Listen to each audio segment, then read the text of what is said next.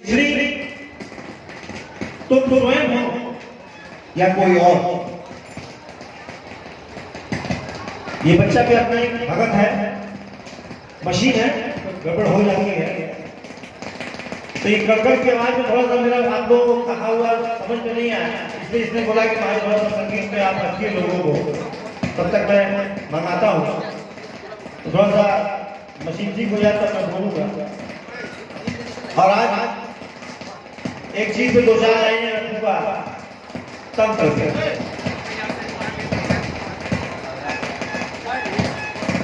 ये कालिदास मेरा 2 साल से टॉपिक चल रहा है, एक फिल्म की तरह चल रहा है, उसी को प्रयास कर रहा हूँ रखने का। वास्तव में इसमें कालिदास का काम करके समझ तो है, ये सब प्रयास कर रहा हूँ।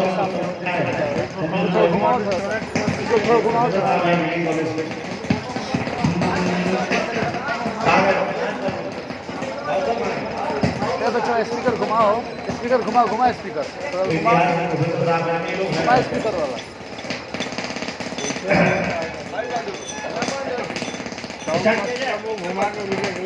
अब हेलो ऑपरेटर, अब हमें तो गड़बड़ मत दो ना, ईगो ले लो। चलो चलो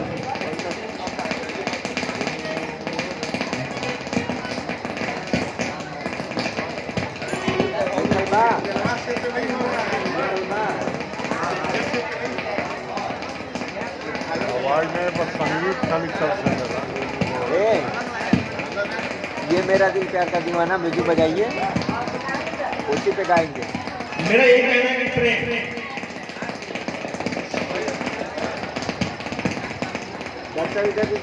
अब मेरी हमेशा कोशिश रही है कि यंग जनरेशन जो मोबाइल लगा के काम में घूमता है, तो मैंने कई बार कहा है कि साहित्य अध्यात्म की बेटी है, और जिस साहित्यकार ने चाहे कहानी लिखी हो, चाहे गीत लिखे हो, वास्तविकता में वो अध्यात्म है। क्योंकि जिस कल्पना की जो विचारधारा वो रखता है, वो विचारधारा समाज में तो नहीं मिलती। जैसे उसने अभी इससे पहले लाइन चल रही थी कि 100 साल पहले मुझे तुमसे प्यार था, कोई 100 साल तक कह सकता है पहले, आज भी है, आसान है ये कल्पना कह रहा है, नहीं अध्यात्म कह सकता है। सही हो गया भैया, चलो हो गया सही, हो गया अभी ठीक है। पार करेगा तो दूसरा हाँ, लगा बस देंगे। बस मंगा लो तो अब गाना नहीं गाएंगे, हम जो है प्रोजेक्ट करेंगे। भाई अब बंद।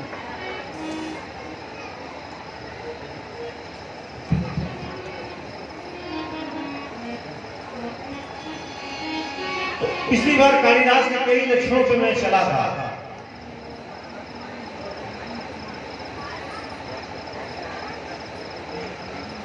अब इस बार दक्षिणी के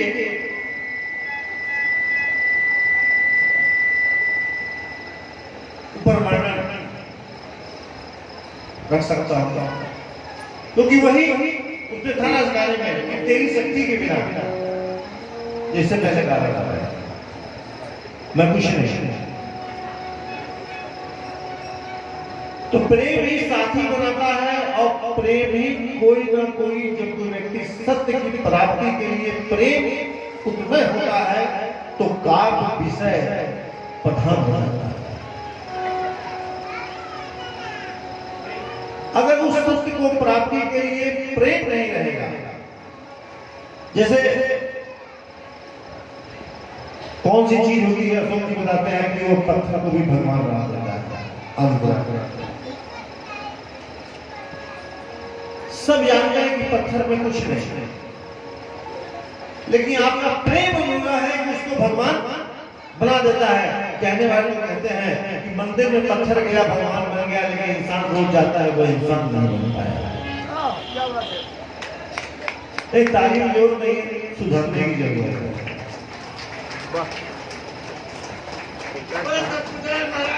चिंकर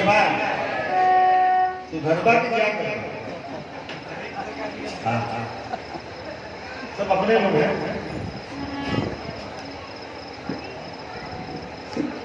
जब कोई व्यक्ति सत्य की प्राप्ति के लिए प्रेम उत्पन्न होता है तो काव्य विषय प्रधान होता है। वो काव्य इंसान की सूक्ष्म शक्तियां, उस सूक्ष्म शक्तियों की प्रधानता ही उसको सारी बाधाओं से हटाते हुए उसको उसके पास ले जाए। अगर काव्य प्रधान नहीं हुआ तो कभी नहीं पा पाएगा, कभी जा ही नहीं पाएगा। इसमें कथा वस्तु मुख्य नहीं होते कि आपने कहीं किसी कथा सुन ली, रखिए बहुत अच्छी कथा थी, उसकी प्रधानता कहीं नहीं है।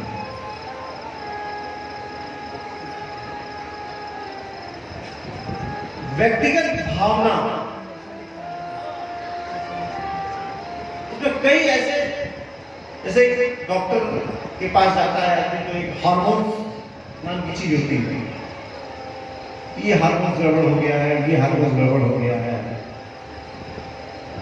ये गड़बड़ है, तो ये काव्य के हार्मोन से है। अपनी भाषा क्या क्या है?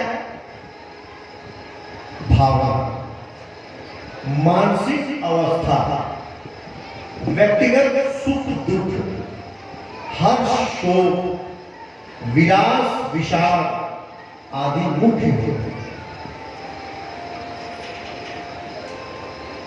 फिर से बोलते हैं क्या क्या?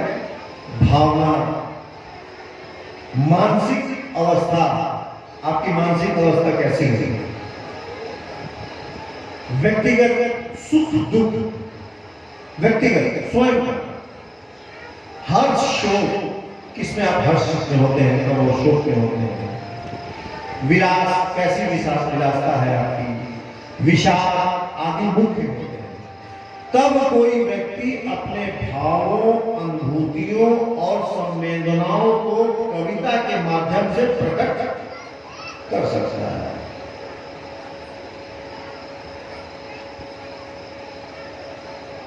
ये आसान नहीं होते। जैसे मैंने अभी गुवारी में कविता के रूप में, क्योंकि आप लोग जानते हैं कि एक गाना नहीं, कविता है, गजल है, गीत है, उसके अंदर रंग है। जैसे एक कविता गाई थी, फूलों के रंग से, दिल की तरफ से, मुझे कैसे बताऊं किस तरह से मुझे रोज सताती। ऐसे करो, आओ बादल बिजली से। तो आपकी ये फूलों का रंग कैसा है, ये दिल की कलम कैसी है, ये बाहर जगत का तो नहीं दिखता। इतनी चीजों का जब उसकी मानसिकता बनती है और अनुभूतियों और संवेदनाओं से ये कविता तैयार होती है, ये लिखी तैयार होती है, तब उसके 3 खंड निकलते हैं जो अपने उस यक्षिणी में वो गुण देखने की एक भावनाएं उत्पन्न होती है, एक विश्वास उत्पन्न होता है।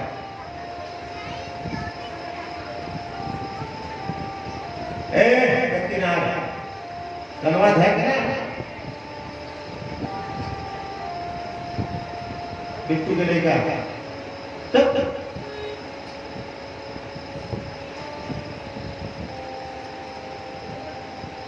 तो वो सजता है, तब इस यक्ष की यक्षिणी सजी है।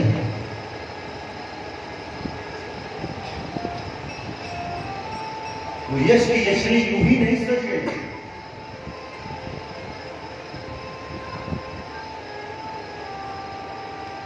तभी मैं कहता हूं कि हे कविदास सच सच बता रहा, कि वो यक्षिणी कोई और है या तुम स्वयं। श्रृंगार का गति काव्य, एक श्रृंगार है वो भी काव्य रूपी है।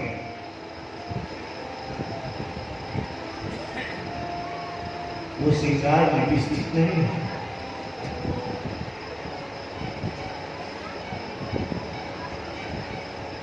उस श्रृंगार में कांच की चूड़ियां नहीं है,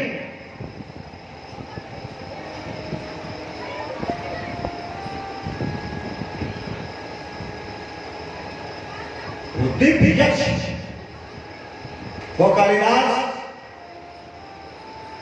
सच बताना, वो यक्षिणी की हाथ में चूड़ियां कोई और है या तुम्हारी ही निर्माण की गई है।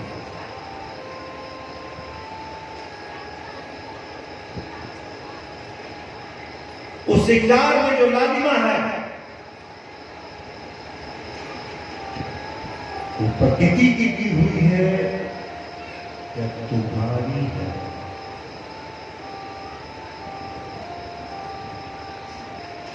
कौन है ये यक्षिणी? कालिदास, ये यश कौन है? ये श्रृंगार हो रहा है तो किसका हो रहा है? ये श्रृंगार किया है तो किसने किया है? तुमने तो नहीं किया, तुमने किया तो जगत को दिखा करते हैं। तो ये काव्य तुम्हारा जगत को समझ में आया क्यों नहीं?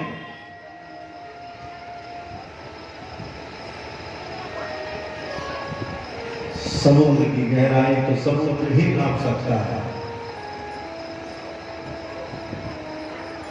कोई और नहीं।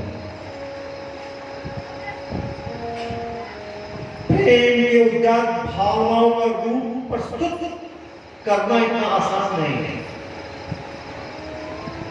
इसमें प्रेमी तथा प्रेमिका एक दूसरे के बाहर सौंदर्य पर नहीं, अपनी आंतरिक सौंदर्य की रचना तैयार करते हैं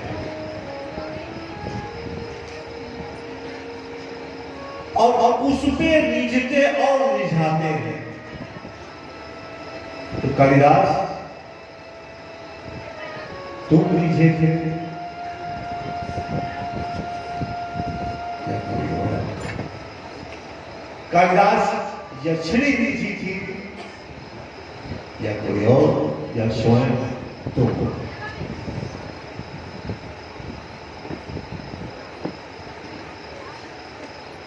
कोमल शिल्प पदावली में प्रकट करते हैं नायक नायिका दोनों एक दूसरे के प्रेम में इतने व्याकुल हो जाते हैं कि मानो दोनों की आत्मा अपने आप से निकलकर एक दूसरे में प्रवेश करते।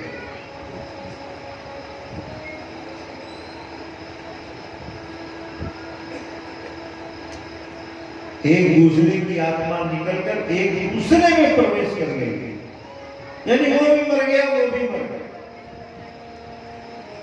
वो जिंदा है उसकी आत्मा से और वो जिंदा है उसकी आत्मा से। हे पार्वती, प्रेम भक्ति कर। जिस दिन प्रेम भक्ति प्रकरण चलेगी उस दिन प्रेमी प्रेम का बन जाएगा और इस भक्ति के आगे भगत बन के नाचेगा।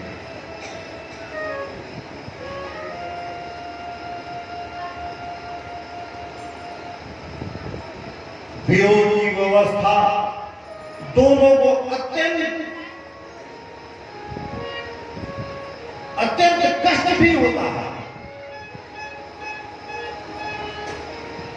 मगर जब उस विलन की से प्रकट जो एक रूप तैयार होता है, उस श्रृंगार का आनंद एक कालिदास तुम ले रहे हो, यक्ष ले रहा है। सच सच बताना कालिदास, सच सच बताना। उस श्रृंगार में डूबा हुई यक्षिणी वो कोई और है या तुम स्वयं?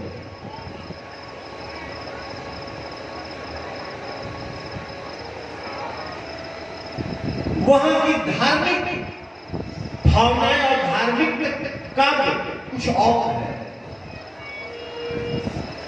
यहाँ धरती पर बिठा हुआ चार कर्मों का नहीं, तो धर्म ही कुछ और है। यह किसी एक उपास देव को लेकर भाव प्रधान अनुभूति मूलक गति काम होगा।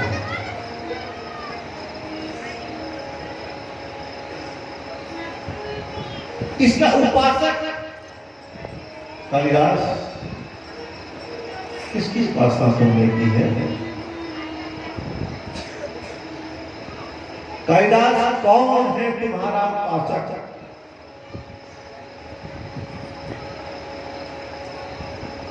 यक्ष या यक्षिणी या तुम स्वयं? सच बता, वो कौन सा तुम्हारा धर्म है? वो कौन सा तुम्हारा देवता है जिस देव को तुमने पूजा?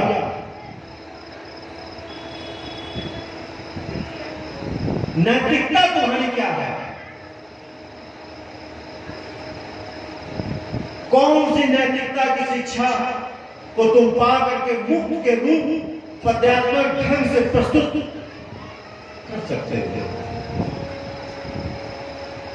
वो कौन सी नैतिकता है जिसको तुमने एक शब्द के उस प्रेम प्रसंग को लिखा है तुमने कि प्रेमिका रूठ गई है, उसको मनाओ।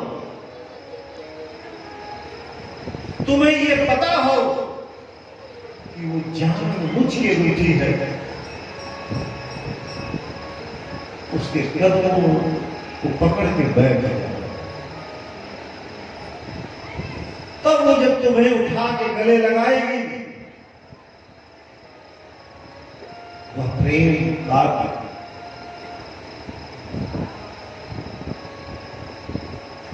शायद यक्षिणी बना दे।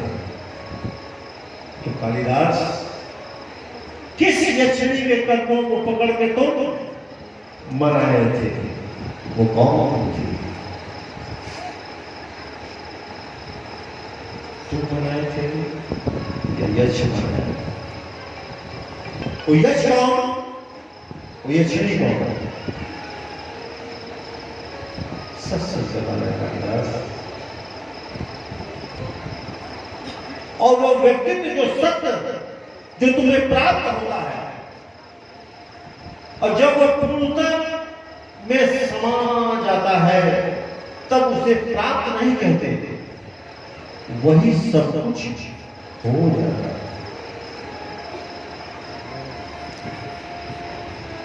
कालिदास क्या प्राप्त किया तुमने? सच सच बता, वो क्या था?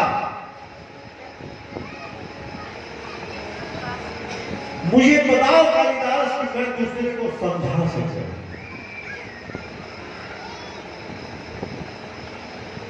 कालिदास तुम समझ में क्यों नहीं आते?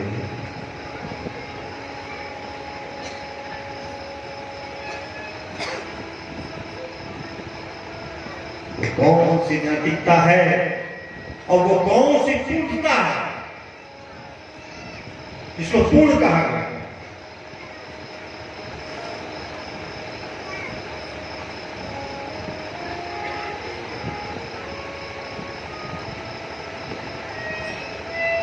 जब वो कालिदास का प्रेम पूर्णता पे जाता है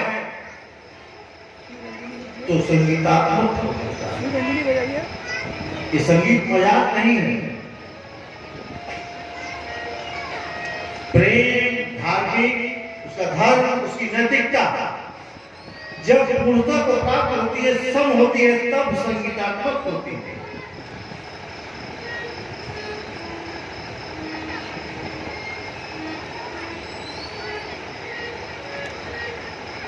एक तो गाना है, बचपन सुना करता था, सो गया क्या? ये मेरा दिल प्यार को